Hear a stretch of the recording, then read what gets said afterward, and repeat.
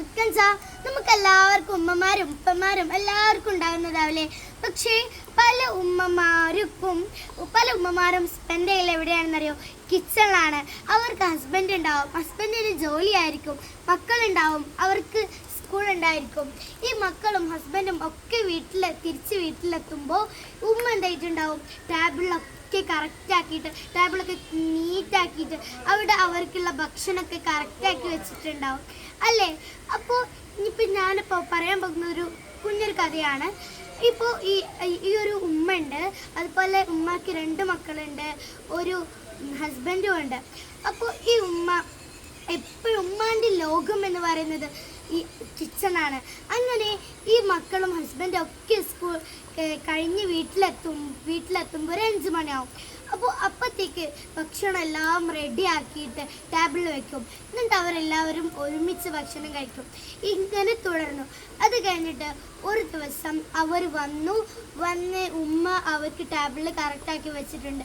അവർ ഭക്ഷണം കഴിച്ച് കഴിഞ്ഞ് അപ്പോൾ ഉമ്മ ഒന്ന് കിടക്കുന്നത് അവർ കണ്ടപ്പോൾ ഇവർ വിചാരിച്ച് കുഴങ്ങിയിട്ട് ആകെ ക്ഷീണിച്ചിട്ട് കിടക്കാമെന്ന്. അങ്ങനെ കുറച്ചു നേരം കഴിഞ്ഞപ്പോൾ ഒരു അനക്കം ഒന്നുമില്ല. അപ്പോൾ മക്കൾ ചോദിച്ചു ഉമ്മക്ക് എന്താ പറ്റിയെന്ന് ചോദിച്ചാൽ അവരടുത്തേക്ക് പോയി. പെട്ടെന്ന് എന്ത് ചെയ്തു? ഹോസ്പിറ്റലിൽ കാണിച്ചപ്പോൾ ഡോക്ടർ പറഞ്ഞു ഉമ്മ മരണപ്പെട്ടിട്ടുണ്ട് കേട്ടോ. അവർക്ക് ആകെ സങ്കടമായി. അവർക്ക് നല്ല ഇഷ്ടം എന്താണ്? പാല്, പായസം, ഇതൊക്കെ റെഡിയാക്കി വെച്ചതായിരുന്നു. ആ കുട്ടികളും ആ ഹസ്ബൻഡും കരഞ്ഞു പോയി. എന്നിട്ട് അവർ പറയാണല്ലോ ഈ ഉമ്മ ഉണ്ടാക്കിയ ഫുഡ് നല്ല ടേസ്റ്റ് ഉണ്ടായിരുന്നല്ലോ എന്ന്. അത് ആ സമയത്താണോ പറയേണ്ടത്? അല്ല, അവരുടെ ജീവിതകാലത്താണ് നമ്മളത് പറയേണ്ടത്. ആ ജീവിതകാലത്ത് നമുക്ക് പറയാൻ ഒരു സമയമില്ല, ഒന്നുമില്ല. അവരുടെ കൂടെ ഒന്ന് ഫാമിലി കൂടാൻ നമുക്ക് ടൈമില്ല, അവരുടെ കൂടെ ഒന്ന് ആണ്ടും ഇങ്ങോട്ടൊന്ന് നടക്കാൻ നമുക്ക് ടൈമില്ല, ഒന്നിനും സമയമില്ല. നമ്മളെ വഴിക്ക്, ഉമ്മാൻ്റെ വഴിക്ക്, അങ്ങനെയാണ്. പക്ഷേ എന്താണെന്നറിയോ?